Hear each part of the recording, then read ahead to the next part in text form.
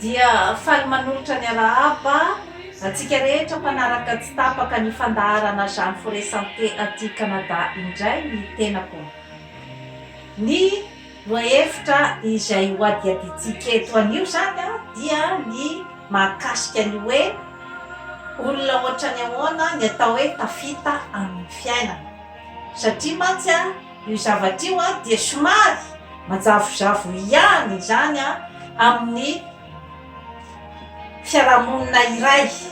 hoe inona ny atao hoe olona tafita. Ka ho an'ny tanora indrindrandrindra no tena anaovako amin'ity karazana fandaharana ity, ny mba hanazava ny sain'ny tanora ny amin'ny hoe inona marina ny atao hoe olona tafita, satria matetika zany eo amin'ny fiarahamonina dia karazany hoe endrika ty ivelany zany na circonstance no atao hoe olona tafita.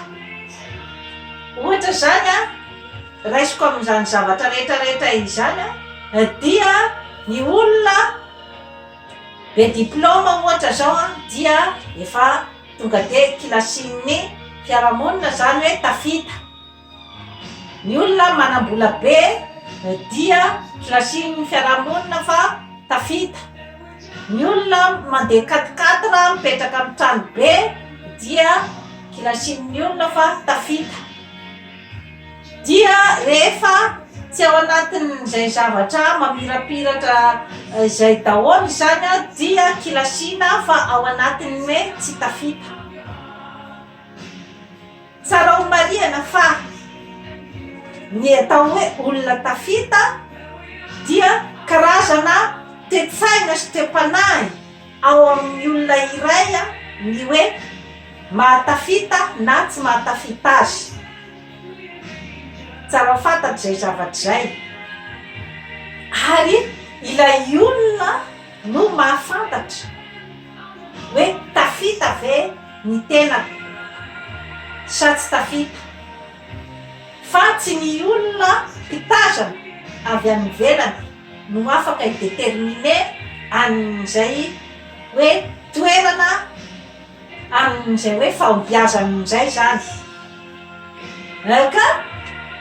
ny tsara ho fariparitana eto zany dia ny hoe inona zany ireo karazana toe-panahy sy toe-tsaina izay ananan'ny olona iray vao afaka ilaza izy fa hoe tafita amin'ny fiainana ary manana fahombiazana amin'ny fiainana. Voalohany indrindra zany aloha dia olona izay ataontsika hoe zany hoe manatsafidy, manana choix zany izy amin'ny fiainana, ary manana choix izy hoe ato zany ny lalana tiako andehanana mba atongavako amin'ny tanjona ohatran'izao. Efa zava-dehibe izay zavatra zay ny fanananao an'izay, satria rehefa hoe tsy manatsafidy zany ianao dia sarosarotra ny ilazana fa hoe tafita ny olona iray raha ohatra ka tsy manatsafidy, fa hoe efa ity zany ny anjara dia efa mipetraka eto zany. Faharoa manarakaraka an'izay dia ny olona izay manana ny ataontsika hoe zany hoe capacité d'adaptation, zany hoe olona zany afaka miaina amin'ny pitoniana ny zavatra rehetra mifamaofao manodidina azy, na ny ratsy na ny tsara, na ny fahombiazana na ny faharesena, ny échec zany, ny fisamboaravoaran'ny fiainana amin'izay karazany mety isehony eo, amin'ny hoe resaka ataontsika hoe zany hoe catastrophe naturelle na ny loza voajanahary na ny loza rehetra izay mety mipoitra zany amin'ny fiainana. Ka afaka zany miatrika an'io amin'ny pitoniana zany ny olona iray zay fivadibadian'ny fiainana zay. Ary fahatelo dia olona afaka zany a manao ny karazana zany hoe résolution, zany hoe karazana fanaovany ny fanadiadiana zany ny zavatra rehetra izay mitranga amin'ny fiainany sy ny zavatra iainany, dia afaka miteny izy zany hoe eto ny plasy misy ahy, dia à l'aise izy zany a, na hoe manana fitolitsaina zany izy a amin'izay toerana nosafidiny hoe eto zany a no misy ahy, ary dia olona vonona ny hianatra ny fiainana mandrakizay, mandrapatapitry ny fofinainy, ary olona vonona ny ataontsika hoe zany hoe ny hiaina ny fiainana amin'izay mahafiainana azy izay, mandrapatapitry ny fofinainy. Zay zany amiko a ny hoe toetsaina tokony ananan'ny olona iray a vao afaka aminazy izy zany a hoe tafita amin'ny fiainana. Raisiko ohatra amin'izany zavatra rehetrarehetra izany, ny olombelona rehetra dia mikatsaka ny hasambarana, kanefa ny atongavana amin'io hasambarana io zany a eo foana zany a no misy ny olana, ny hoe ahoana zany a ny moyen ahatongavana amin'ny hoe izay hasambarana izay. Ny hasambarana zany a dia ny hoe mikatsaka tanjona iray, kanefa betsaka zany ny manofinofy ny ho tonga amin'ny toerana ohatran'izao, kanefa ilay hoe ahoana ny fomba ahatongavana eo zany a eo foana ny lesiko,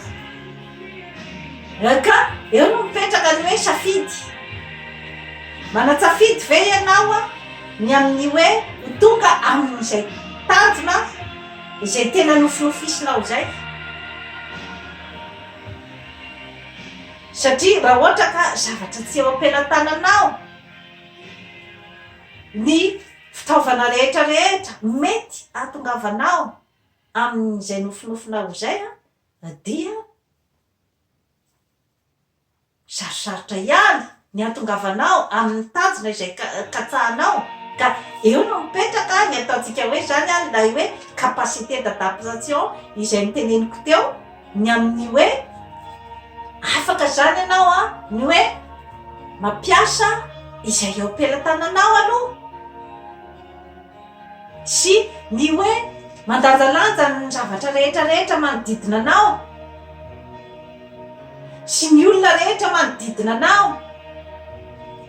Iza ny olona mety hanampy ahy amin'ity tanjona izay a tiako hotratrarina ity? Inona sy inona daholo ny fitaovana afaka hoentiko ahatratrarana an'io tanjona io? Miditra betsaka ao anatin'izay zavatra rehetrarehetra izay a ny fahalalana. Ny fahalalana izay teneniko eto dia tsy voatery ho fahalalana izay mitovozona tany amin'ny université na ny fianarana ambony, ka ny fahalalana dia miakina ihany koa amin'ny fianaranao ny fiainana isanandro. Kanefa na dia zany ara dia ilaina ny mahay mamaky teny sy manoratra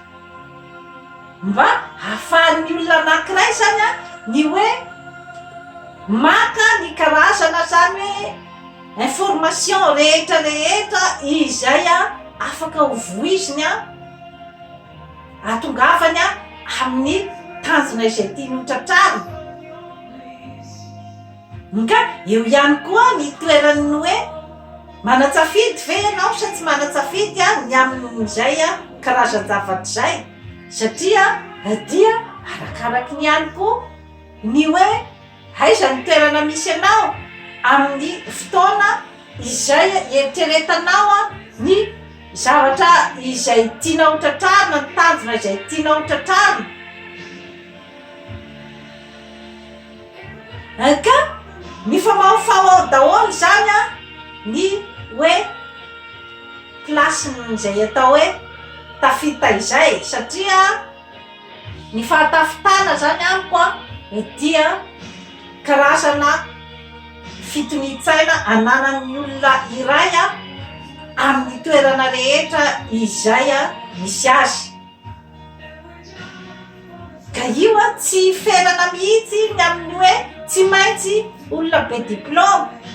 tsy maintsy olona manana asambony, tsy maintsy olona manam-bola be, tsy voafaritra ao anatin'izay zavatra izay fotsiny ny ataontsika hoe zany hoe olona tafita. Raisiko ohatra zany amin'izany zavatra rehetrarehetra izany, raha ohatra misy olona iray izay ataontsika hoe zany hoe tonga izy zany amin'ny tanjona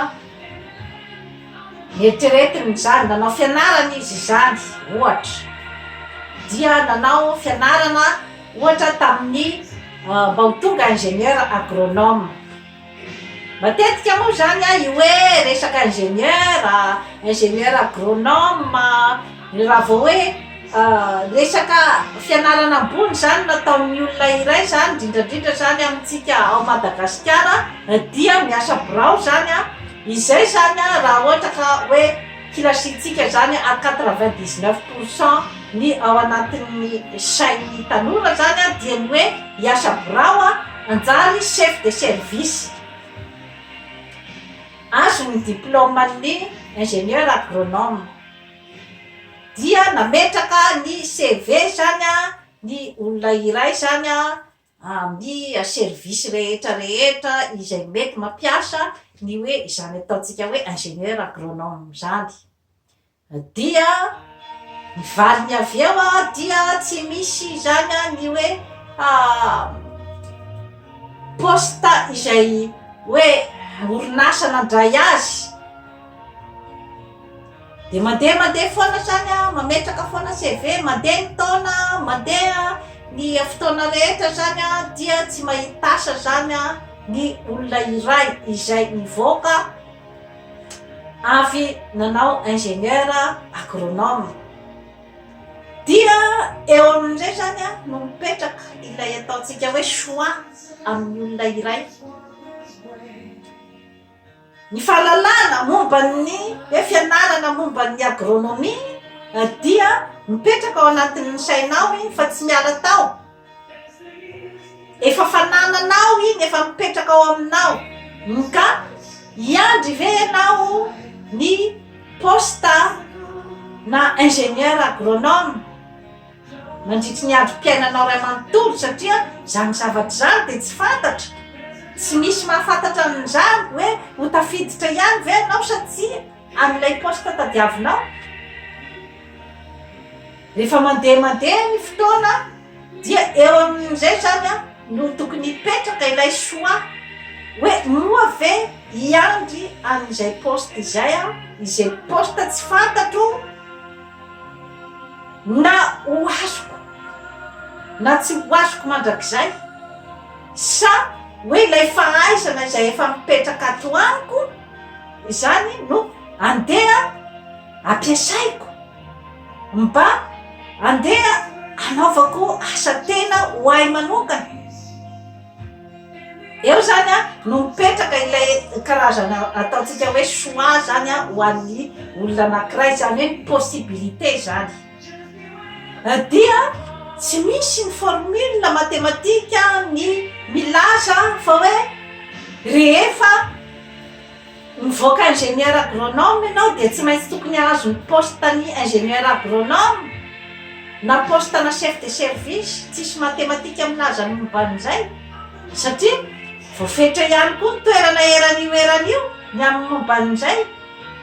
de ianao ve hijanona fotsiny eo kanefa hoe misy zany raha ohatra ka mba misy ihany ny hoe talenta mbola azonao ampiasaina ny amin'ny mikasika an'izay zavatra zay ny hoe tsaratsara ka mba mandeha any ambanivohitra dia mamboly miompy ary dia ampiasaiko ny méthode rehetra sy ny teknika rehetra izay nianarako tany am-pianarana dia amin'izay fotoana zay dia mety ianao angamba no mety anjary mpanefoefo ary patron ny tenanao zany zavatra rehetrarehetra izany zany dia karazana hoe toetsaina sy te-panahy izay ianao ihany no mahafantatra azy hoe aiza zany no ahitako fitonian-tsaina kokoa zany raha mandroso ato amin'ny lalana makato na amin'ny lalana makato na amin'ny lalana makato aiza no mety ahitako fitonian-tsaina mo ve ny fiandrasana ny posta izay hoe tsy fantatra na rahovina no mety azahoanao amin'izay dia hiteraka tebotebo sy ahiahy ho anao ary ny fidiram-bola koa afaka milasa fa tafita ve ny olona iray raha ohatra ka tsisy fidiram-bola, raha ohatra ka tsy afaka manofa trano, raha ohatra ka tsy afaka misakafo, mividy ny sakafo araky ny tokony misy, afaka mitafy araky ny tokony misy, afaka ilaza ve fa tafita ny olona iray na dia nahazo ny diplôma ambony fanontaniana mipetraka zay ary ianao ihany koa no afaka amary azy ka ohatra fotsiny izay hoe napetraka zay aiza zany ny hoe toerana ahitanao fitonian-tsaina ka raha ohatra zany ka hoe ataotsika zany hoe nahazo ny posta tadiavinao anao dia rahaba soa rahaba tsara fa raha ohatra kosa misy zany ny possibilité izay mety hoe anaovanao zavatra hafa amin'ny alalan'ilay zavatra nianaranao dia ataoko angamba fa tsara ihany ny hoe mba mandondomba ravalana any amin'ny sehatra hafa zany ka rehefa hoe miditra ny vola miaina tsara ianao zany na dia atao ana hoe any ambanivohitra dia amin'izay fotoana zay dia hanana ny fitonian-tsaina ianao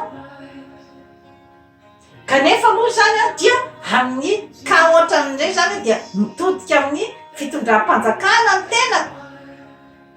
ny amin'ny hoe ahoana ny ananan'ny tanora motivation amin'izay resaky zay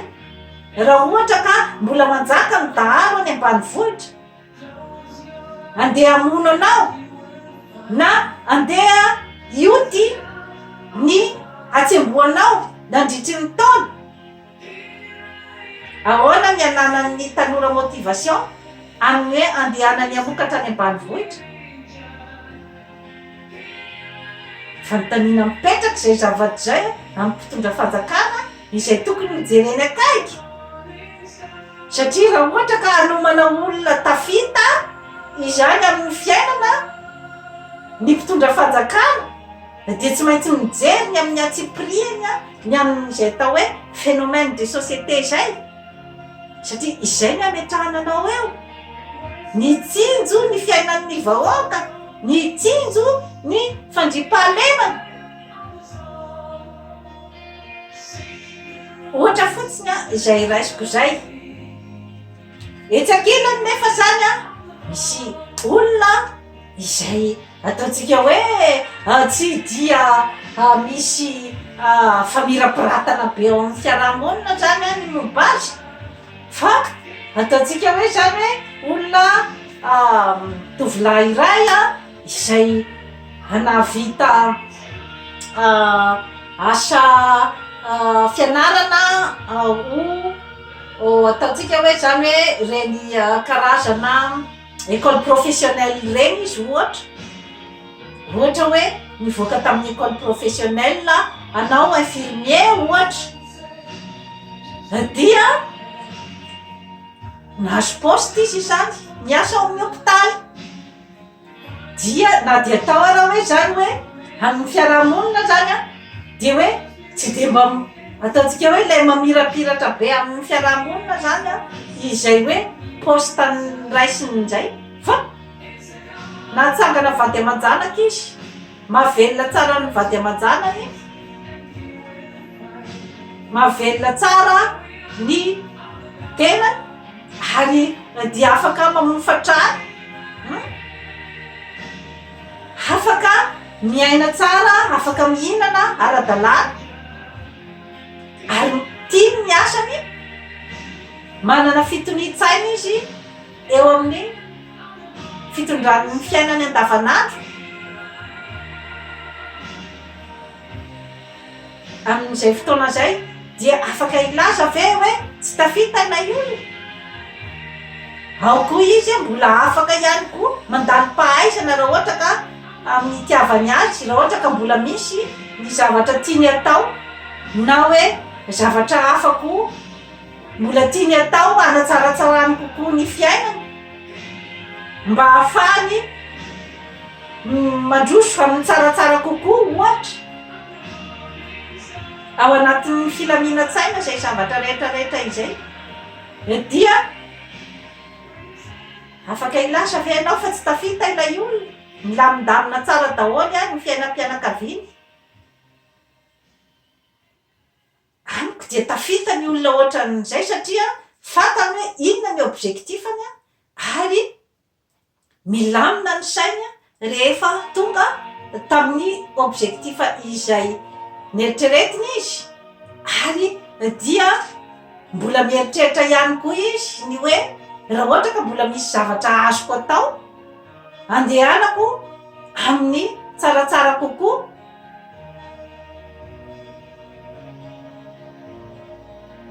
ohatra iray izay raisiko ny amin'ny hoe tafita sy tsy tafita satria io zavatra io a dia izay efa niteneniko teo zay hoe resaka toe-panahy ny fahatafitana ka ianao ihany no afaka zany a ny hoe eritreritra fa hoe tafita ve ny tenako sa tsy tafita ny tsirairay ihany no afaka mamaly an'izay fa tsy ny fiarahamonina satria ny fiarahamonina raha ohatra zao ka hoe misy olona zao a hoe miala teo amin'ny toerana iray zay toerana ambony mpitondra fanjakana ambony ohatra fa miova zany ny régime dia very plasy zany ny olona iray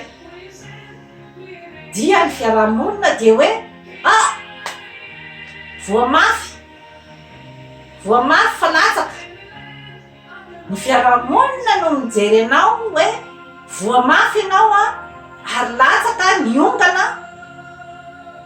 fa ny tenanao ve miaiky amin'izay hoe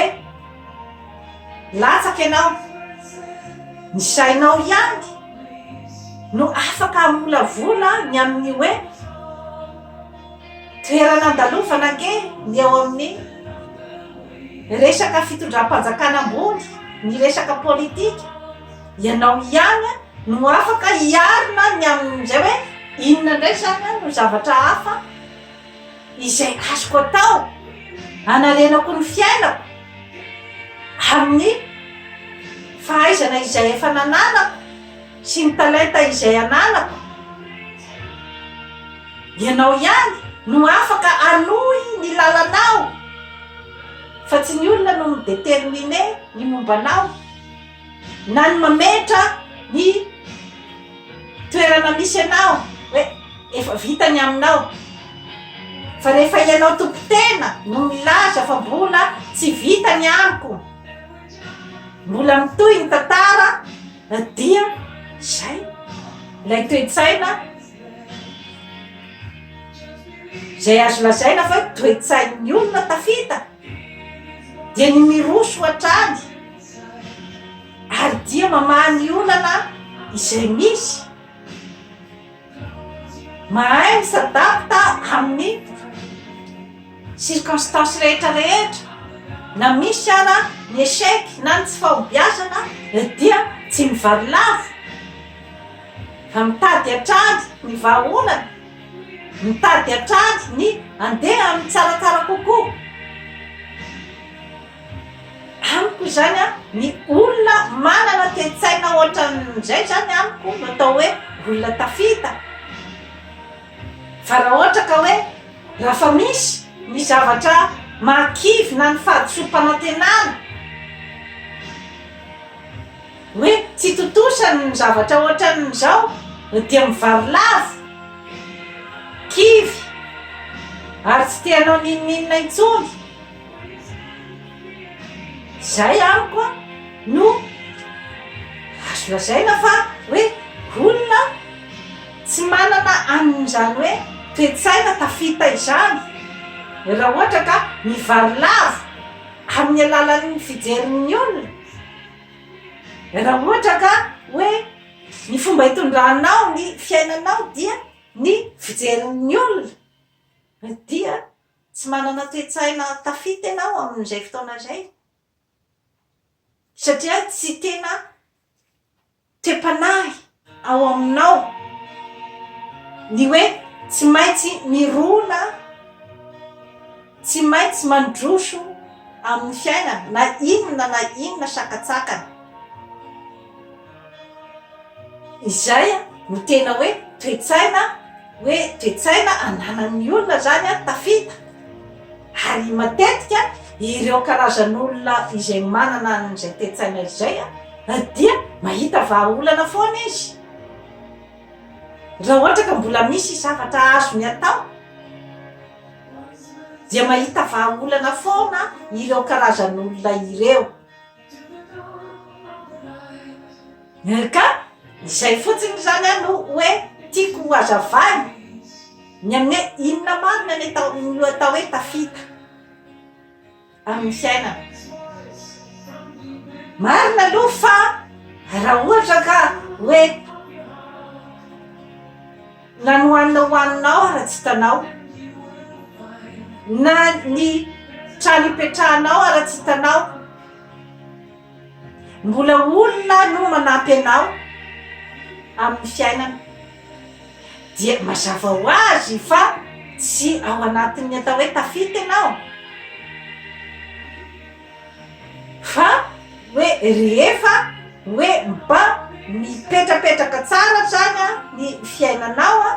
mba manana ny ampy rehetra toy ny olombelona rehetrarehetra, miaina toy ny olombelona rehetrarehetra, manana petraka amin'ny trano, afaka mandofa trano, afaka misakafo, afaka miakanjo, afaka midio, afaka mipetraka amin'ny ataontsika hoe zany environnement, ary mba afaka manana fiainana ara-tsosialy izay afaka mifanerasera amin'ny manodidina, ary dia ny hoe afaka koa zany a ny hoe manampy olona, ny olona izay manodidina anao, dia efa azo lazaina fa ao anatin'ny olona tafita ianao amin'izay fotoana zay, ary dia manana foana zany a ny ataontsika hoe karazana finoanao ny tenanao, fa havita zavatra ianao, ny fanananao ny fitokisa-tenanao, fa afaka manao a ny zavatra rehetra izay tokony ataonao amin'ny fiainana, mba anananao an'izay karazana ataontsika hoe dignité amin'ny maha olombelona izay, ny ambi-po amin'ny maha olombelona izay, afaka misedra ny fiainana amin'ny lafiny rehetrarehetra, dia izay ny atao hoe tafita. Fa tsy mifidy io hoe resaka diplôma ambony be na hoe resaka toerana ambony na tsy any ny fipetraky ny atao hoe fahatafitaka. Ohatra raisiko fotsiny koa tatia Canada dia nalaza ity tantara iray ity. misy izany a dokotera spesialista goavana be kanadiana izy io a, izay navita zavatra izay tena nigagan'ny fiarahamonina fa novonoiny ny zanany anankiroa mahafatifaty. Ny vadin'io rangahy io a dia kanadiana ihany koa ilay ramatoa ary dokotera mpiasa ao amin'ny urgence. Amin'ny fiarahamonina zany a zay karazan'olona izay de tena hoe olona tafita hoy sisy ny fiarahamonina, olona mamirapiratra amin'ny fiarahamonina, olona manam-pahaizana andraindray ny maro, izay zany ny fijerin'ny fiarahamonina. Kanefa rehefa nisy zany a ny karazana disadisa nisy tamin'izy mivady dia novonoin'ilay rangahy ny zanany anankiroa dia niteraka korotana goavana be tamin'izy mivady zany zavatra izany, satria ramatoa tsy nanaiky mihitsy fa hoe hitory, de nalefa ny fitoriana dia natao daholo ty karazan-javatra rehetrarehetra tiny amin'ny hoe izy tsy responsable fa nikorotana ny sainy, tsy atao anatin'ny état psychologique normal ilay olona nanao an'ilay acte ka dia tsy tokony hogadraina. Zay zany a ny hoe aty amin'ny tany vaventy a jerevana daholo zay lafiny rehetrarehetra izay. Lay ramatoa nefany a dia tsy nanaiky satria hoe tokony higadra ho sisy a io rangahy io satria namono ny zanakay. Dia eo zany a ny hoe resa be ny amin'ny momban'izay, ny ho adiadina de ny hoe tena nahatsiaro saina ve lay rangahy nanao an'ilay acte, satria misy karazana tsy fahafaliana avy any amin'ilay rangahy zany, satria ilay ramatoa zany a namitaka azy a tamina lehilahy hafa, dia tezitra zany lay rangahy a dia anao mba hoe anao valifaty amin'ilay ramatoa andratrany ny fony zany, dia ny zanany no novonoiny. Zavatra mahatsirafina be zany tantara izany a, dia amiko tafita ve ny olona ohatran'izay. Anjaranao ny mamaly azy hoe olona mamirapiratra be amin'ny fiarahamonina, manam-pahaizana kanefa aiza ny resaka fanahy amin'izany zavatra rehetrarehetra izany, aiza ny fanahy maha-olona. Ary